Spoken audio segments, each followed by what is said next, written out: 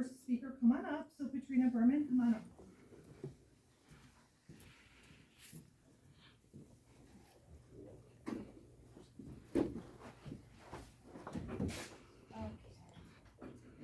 Well, you guys already introduced me. I will not be stating my address. Before I begin, I'd like to make two things very clear this evening. I'm here tonight speaking strictly as a concerned parent and resident of Antioch. Two, this binder that I have up here contains solid evidence of everything that I'm about to speak about tonight. On September 2nd, 2021, I sent a FOIA request to District 34 requesting all materials that included some of the following keywords: equity audits, equity audit report, professional learning, chief equity officer, and equity survey.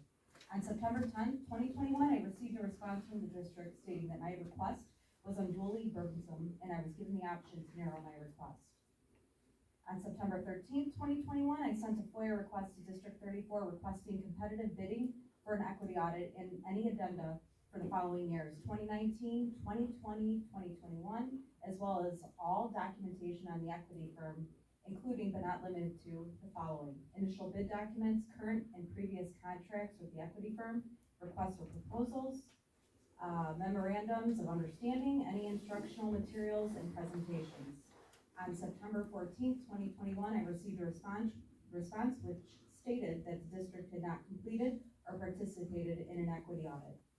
On September 17th, 2021, I reached out via email to former Superintendent Dr. Brad Hubbard and the school board president, Mary Beth Hulting, asking if the district had an equity audit. Dr. Hubbard responded by stating to his knowledge, the district had not had an equity audit. Hulting's response was the same. On September 21st, 2021, I reached out a second time to ask Hulting about the district having an equity audit. I also questioned Dr. Hubbard's response on the equity audit. Let's fast forward to November of this year. Included in the District 34 investigative report, which is a result of the uniform grievances I filed with District 34, is a copy of the email that I sent Hulting asking if the district had an equity audit. Written on this email in all caps, written by Mary Beth Hulting, is the following: she is still trying to push that we did an equity audit. We did not. She also FOIA'd, so she knows we haven't. In her actual email response to me about the district equity audit, she found it, meaning Mary Beth, found it appropriate for some reason to ask me for the Village of Antioch's so-called equity plan so that she could see how it compared to District 34's.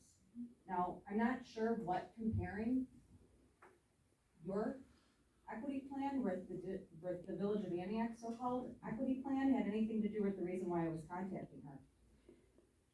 Does the District 34 school board president always respond by asking concerned parents about things unrelated to school district business? Would it be appropriate for the school board president to ask a concerned parent for their employer's equity plan so she could just compare that too? At the time of her email response, I had no idea what equity plan she was referring to back in 2021. So of course, I researched it and came up empty. However, I did quickly learn what Hulting was referring to a few months ago while I was up on the dais at a village board meeting. Several individuals closely connected to District 34 came to maliciously defame and harass me at a village board meeting during public comment. Why? Time. I'm the next speaker. I'm giving my 3 minutes to her. You'd have to speak for her, or you'd have to continue. It's the same thing, so if I read it or her, isn't that a little ridiculous? You can read it, I have it right here. It's the same thing. You have to Go put ahead. in what you have to. Alright. Yeah, Carmen. So What's you're, the following procedure? yeah, I'm Carmen, I'm in the district. Robert's rule gives her the right to yield. So, Carmen?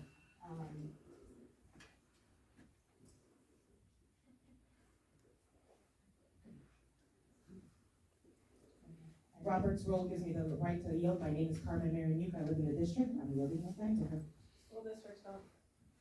Robert's rule. So, it's a board She said, meeting. okay, it's a Normal. board meeting. You don't know everything.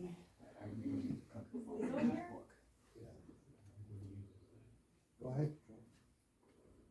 Okay, go ahead.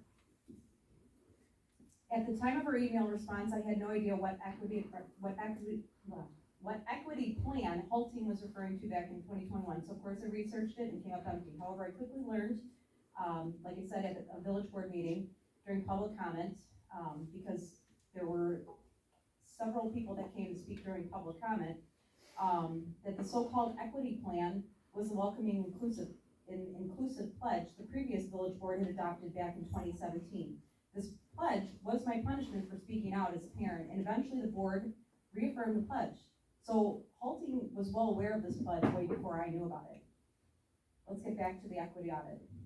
So District 34 didn't have an equity audit, right? Okay. The Consortium for Educational Change, which is now called the Catalyst for Educational Change, but I'll refer to that as SEC. SEC is a Chicago-based leftist center education advocacy organization that seeks social change through education. SEC advocates for systemic change in the classroom and works to advance equity in education, making labor union leadership and school management a key part of this process. SEC conducts equity audits of school level and district level systems to find ways to address perceived systemic inequity. Their equity advocacy work also incorporates critical race theory inspired anti-racist training at schools. SEC has been involved in district training since the 1990s and has convened organized labor leaders and public school administrators, meaning superintendents, to advance critical race theory aligned equity priorities since at least 2015. Now please keep in mind these dates that I'm stating, these years. SEC endorsed a report by the Aspen's Institute, National Commission on Social, Emotional, and Academic Development, which calls for the systemic change of education in the United States. SEC has also partnered with the Collaborative for Academic Social Emotional Learning, more commonly referred to as CASEL, which is based in Chicago. More on CASEL later. SEC was formed in 1987 as a coalition of Illinois school districts. Key stakeholders, organized labor, and management. Between 2019 and 2020, their headquarters moved from Lombard, Illinois to Chicago. In June 2021, SEC co-hosted a forum entitled Rethinking Our Schools from Crisis to Opportunity with several leftist center and labor union organizations, including National Labor Management Partnership, the AFT, American Association of School Administrators, National Association of Elementary School Principals, National Association of Secondary School Principals, the NEA, and the National School Board Association. SEC also conducted collaborative reports with the Leftist Center National Labor Management Partnership and the Aspen Institute Education and Society Program on climate and advancing equity. SEC is also in partnership with an organization called Partnership for Resilience. I yield my time. Okay. Which is partnered with Lurie Children's Hospital Childhood Center for Resilience. SEC offers equity audit services at the school level and district level, like I stated, to provide recommendations on how to remove the systemic patterns of inequity.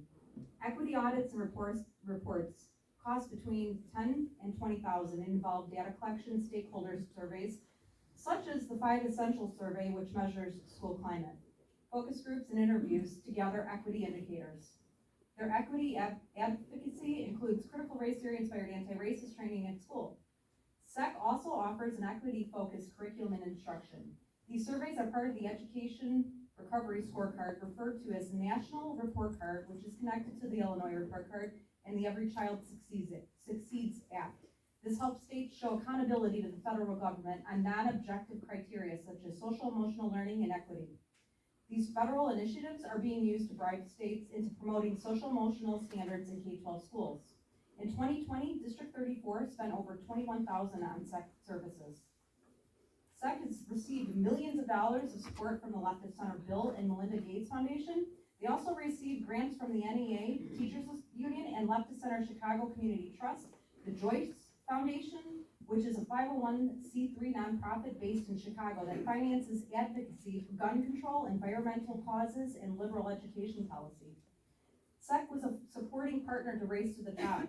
The pro-labor union organization, Teacher Union Reform Network, TURN, is a project of SEC. Between 2015 and 2020, District 34 paid SEC close to $130,000 for services. That 5-year period is key here. Dr. J. Marino. November of 2019, District 34 sent an email to parents notifying them that the current superintendent, Dr. J. Marino, had resigned overnight. The next day, I contacted the school and asked why he resigned. I was informed that D34 could not discuss the reason. In 2021, after researching, I found that Dr. Marino had been placed on administrative leave November 1st, 2019, eventually signing a mutual separation agreement with the District 34 school board. and he walked away with full pockets. When asked by a media outlet the reason for signing the mutual separation agreement, the media outlet wrote, Halting at the time would only say that it was in the district's best interest to part ways. It's been a difficult couple of months, Halting said Wednesday, adding that hiring Hubbard is just the best outcome possible. The mutual separation agreement sealed the deal, meaning neither party could shed negative light on the other. Marino officially left District 34 in December of 2019. Then, in January of 2020, Marino was hired by the Consortium for Educational Change. On an Albuquerque public school superintendent online application, Marino has a Peter Soldwedel, I'm not sure if I'm pronouncing it right, listed as his primary supervisor, board president of SEC. Soldwedel also happens to be the hired SEC consultant.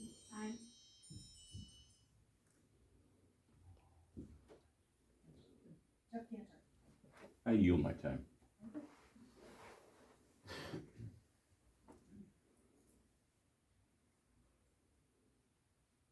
So, Peter Soldwedel was also hired as a SEC consultant for District 34 for their 2015 strategic planning. And by the way, many of the strategic planning committee members who are on the 2015 committee also happen to be many of the individuals defaming and harassing me. Marino was hired by District 34 on July 1st, 2014. If the school board president and the former school board thought it was in the district's best interest to part ways, because let's be honest, Marino was placed on administrative leave, something obviously happened, why did Halting and the former school board feel that it was appropriate to continue services with SEC for 2020, despite the fact that Marino had just gotten hired for SEC? That doesn't make any sense. Now that we have that out of the way, let's move on to a November 10, 2020 email between Systemic Educational Equity LLC founder Dr. Yvette Buell and former superintendent Dr. Brad Hubbard. Hi Brad, below is the information I typically provide to districts in assembling their district equity leadership team, DELT. I know your DELT will not consist of strictly staff members. I still advise 25 to 30 members on it and inclusive of historically marginalized individuals. Prior to phase 1 of the equity audit, did everybody get that? Let me read it again.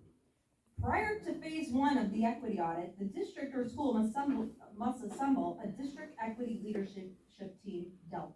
Located in 2021 District 34 open meeting minute, school board meeting, under the section titled Human Resources, it states the following. We are excited and energized about the work being done with DELT relative to the area of human resources. There are strands within the system area that will allow us to reflect on what we are currently doing with our process in the form of auditing these with an equity lens. Recently, I FOIA requested invoices from SEC that had to do with SEC. District 34 responded with 5 invoices, all for the 2019-2020 year. Consulting, meeting with leadership. Second one, audit support and consulting. Delivery of findings and recommendations. Now that one was 3 days prior to the district adopting their racial and educational equity policy 712. Third invoice, audit support and consulting, building listening visits. That was for W.C. Petty, OGS, MKM Early Learning, Hillcrest, Oakland, and the district office. The last one, audit support, audit overview and consulting. An email between DeViola and Dr. Hubbard also uncovered that the school board also paid for and went through implicit bias training. Included in this learning opportunity was something called Learning for Equity Excellence in the School Setting, held on December 1st, 2020 via Zoom. Topics discussed during this learning opportunity included social constructs of self, wheel of oppression, agents of socialization, district assessment. Great. Sue Stevens. I do not yield my time. I want to speak, please.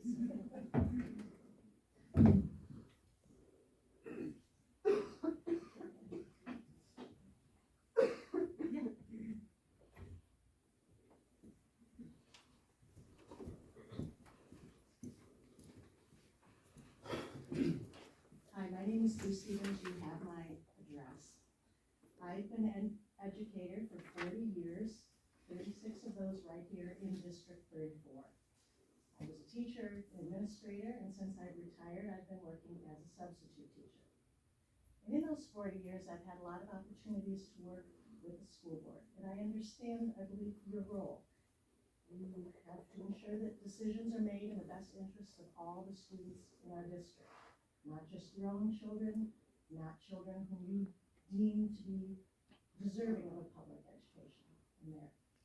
You also answer your constituents who are taxpayers, whether or not they're parents in the district, and those who understand that it's desirable to have a strong public school system for the betterment of all, for the maintenance of our property values. And I want to thank you for your time volunteering in that role, because I understand it's not always easy. I can speak firsthand of the high-quality educators in this district. Over the past several months, I've become aware of a group of parents who've taken umbrage with the American public education system and with our own District 34. This small but vocal minority started seeking out information about the district's curriculum, but now it's gone far beyond that.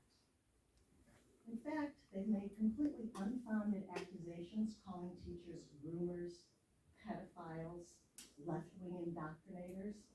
In fact, one of the leaders of this group has gone so far as to file a grievance against teachers simply because they follow a certain Facebook page. Now, I'm a current employee of the district too, because I sub, and I don't like being lumped in with those ugly names, groomer, pedophile. In fact, in my 40 years, I've never had a single accusation of any type of inappropriate behavior.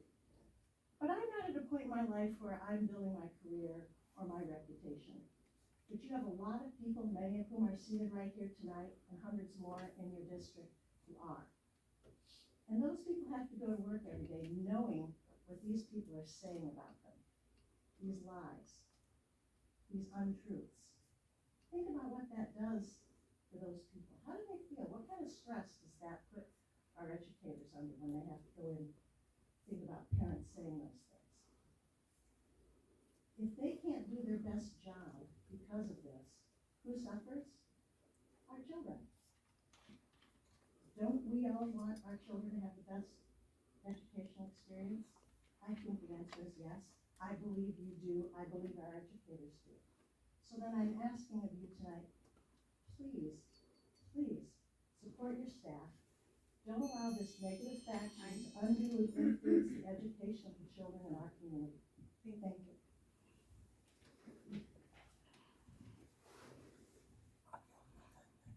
Chris? Is it B.A.? Oh, Chris Boland.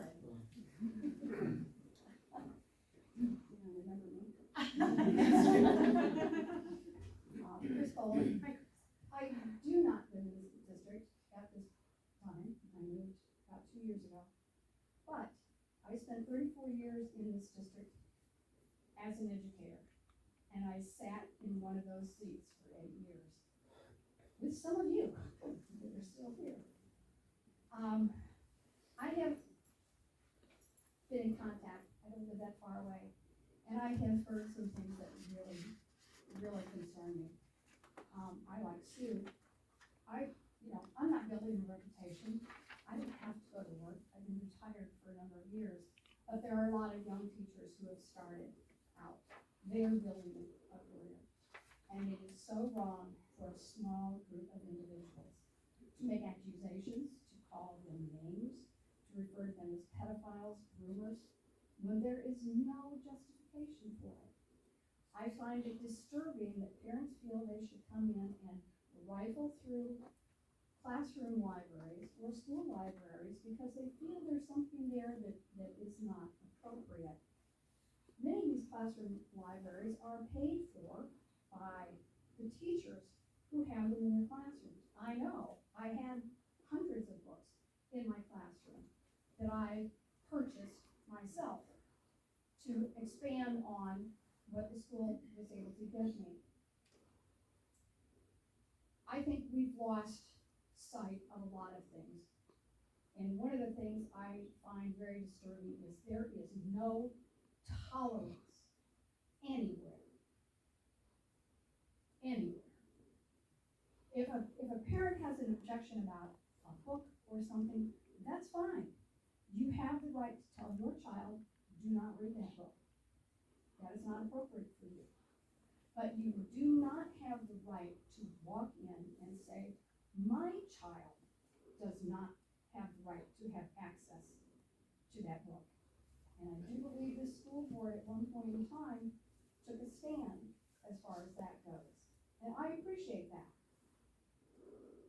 We are not all exactly the same. We do not all look at things exactly the same. And that's how it should be. But we should show tolerance and understanding of those who do not believe as we do or function as we do. And that's what's missing. As far as some of these other things, we used to teach tolerance. We used to talk about Ruby Bridges and others. That's been missing because some people relate that to CRT. I can tell you, we taught history here. We taught what happened in this country. We didn't call it CRT. But thank you. Continue to do what you do.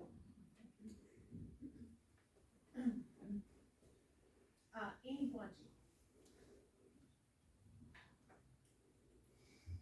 Hi guys, my name is Amy Guanchi. I live in Spring Grove. I'm a teacher at Hawks. I'm here today as I am quite upset at what has been done to my colleagues by community members and an elected official. I am more than outraged that several district educators had to be defended against false charges of harassment. Weeks and months after they posted a Facebook comment, this individual tried to take excellent teachers' jobs and teacher license away. The irony of this being considered harassment to her and that not being considered harassment towards teachers is not lost on most of us. She then threatened to go after any other educator who ever posted on that site. I'm one. I like the kids' book, yes. My social media presence is very small, but that's because of me. I did not know that saying, hey, I like the novel would be considered political and dangerous. None of these allegations were even remotely true, and there's no proof or documentation supplied by the accuser. All of this information, of course, can be found. My point is, the situation not only added stress to several teachers' lives, but it wasted time and taxpayer money. I would like to ask the school board to continue to support the educators in the district, and I thank you for the professional process. Time and money that should have been spent on students and learning was wasted. I would also ask parents to call and email the schools and talk to teachers more if they have concerns. Most of the complaints and concerns that I see on social media could be cleared up quickly with a phone call or an email. Also, for those parents that are supporting us, which is the majority of the parents, an email with positive things that children have said about the teacher would be appreciated right now. Join Warrior Boosters and get more involved. Horrible, horrible things are being said about educators and social media, and that false information is spreading so fast. We need the support. And to the general public, please fact check your information before opening a can of worms, so something like this doesn't happen again.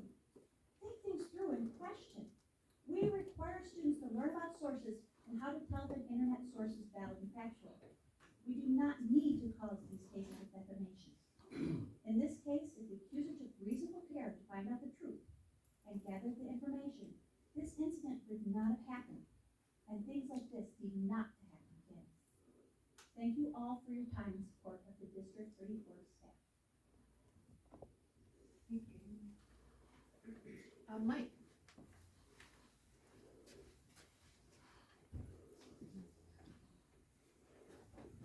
My name is Mike Romero, resident of Antioch. I'll yield my time back to Ms. Berman.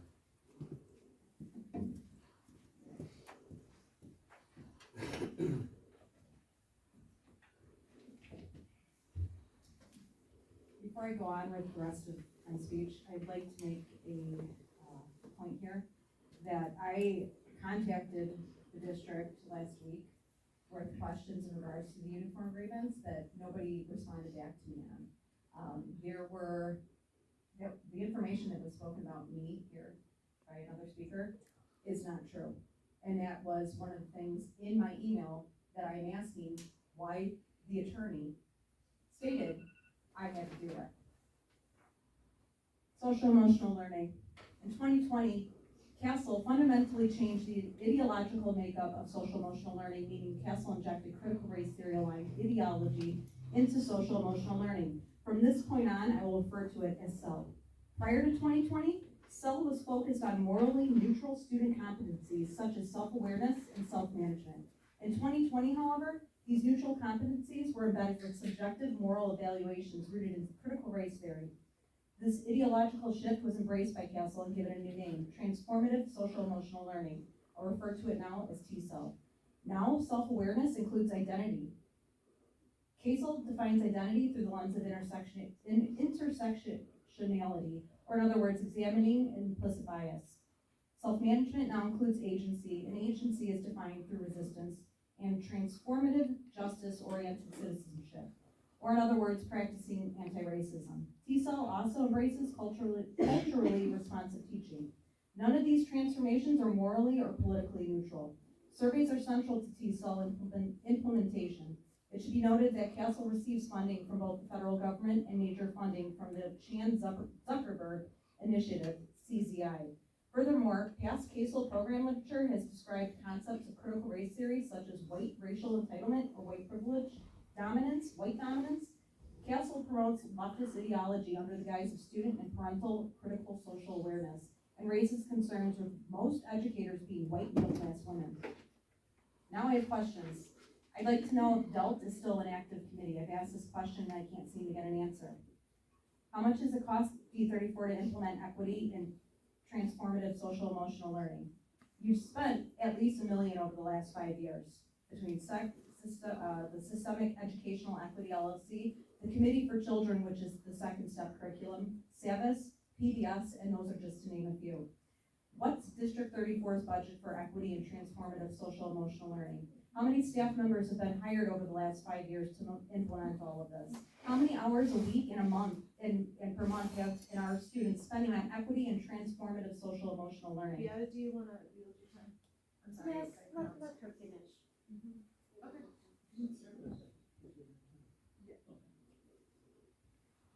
3 minutes. Chuck, did you wanna, yield your time as well? Yes. So you just said for 6. Does District 34 have a transformative social emotional learning committee, or is that DELT?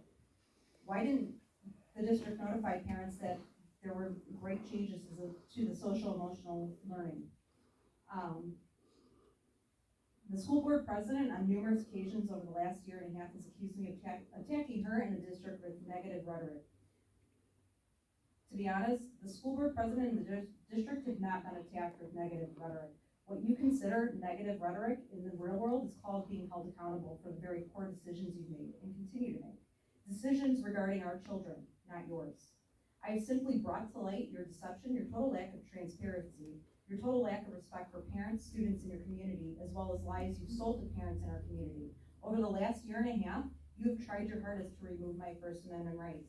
You've tried to silence me. You've tried your hardest to destroy my life.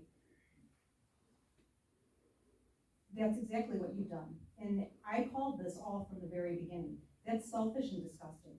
You have no business overseeing children, let alone making decisions for them. I've had enough of the bullying and the abuse. The school board president is sitting there laughing. I think what I'd like to say, okay, Did she finish? I'm done. You still have time. I'm done. one thing I would like to clarify is that, it's been said that there's bullying and this and that going on. I do not have any social media. Not only do I have no social media, I don't talk about politics whatsoever. I also don't have a website, counter groups that I look at too. I pride myself on a very moral compass that always points north. I do not write anything about you. I don't think you can find anything that's written about you. And so I would prefer that if that's what you're gonna say in harassment, please bring that forward. The investigation allowed you the fact to do so, and you could provide nothing. Okay. So, no, So, Can I continue? no, we're done. We're done. Tim, We'll Facebook Live now. You still have 4 minutes. Well, Mary Beth Holting said I don't. Good evening. I am Tammy Johnson, an Antioch upper grade school teacher and one of the accused staff in the final grievance. Dawn Salmons, Emily Peel, and I would like to thank the Board of Education for performing their due diligence in thoroughly investigating this claim. To know that it was being handled independently gave us a slight peace of mind. We would also like to thank the staff of Antioch Upper Grade School in Hillcrest for their support and well wishes during this trying time. It was very emotionally difficult, and our colleagues' support meant the world to us. Additionally, Amy from Human Resources provided support and showed concern for our well-being, which we greatly appreciated. The fact of the matter is this fraudulent grievance was found to be baseless on all accounts. Despite being cleared of any and all wrongdoing, the damage has been done. Sleepless nights, emotional distress, and the loss of trust from community members who didn't know that the accusations were all lies have impacted all of us involved. The grievance carried beyond the scope of our district and was threatened to go to the Illinois State Board of Education. My livelihood, our livelihoods, were threatened by untruths being spread. It was asked and promoted to the Illinois State Board of Education to remove our licenses. I moved my children to this district because of my passion for teaching, because I believe in District 34, and because, primarily, I believe in the direction that this district is heading with its diversity and equity. It greatly impacts my family personally. Moreover, this grievance will be at great expense to the students we serve. We can only imagine the goods that these funds would have done for our students. To put it in perspective, the estimated $25,000 plus could have provided 8,475 school lunches, 172 student fees fully paid for in scholarships, 125 outdoor education fees paid for in scholarships, and the uniform costs for all basketball teams, cross-country, and wrestling singlets. My colleagues and I strive to provide exceptional educational opportunities, but cannot do so if we are wasting dollars on fraudulent grievances. We value all of our parents and community members who want to work cooperatively with us. Again, thank you for all that you do for D34 and all of the continued support that you show us. thank you. Sarah,